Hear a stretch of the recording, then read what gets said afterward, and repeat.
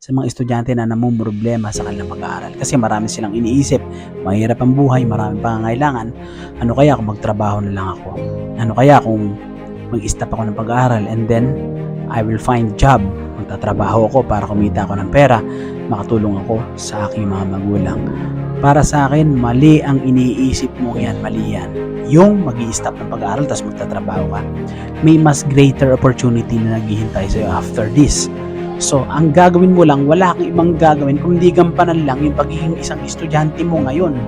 Ano ba mo gagampanan? For example, wala ka pa namang 18. So, you're spending your time in elementary, in high school, in college, ano? Wala ka pa naman sa tamang edad para maghanap buhay. Bigay mo yung best mo. Sir, paano naman po yung nakakaranas po ng hirap, kulang-kulang, gutom sa college o sa school? So, naranasan ko yan. Di ba nga? When I was in college, my beginning of school year ko ay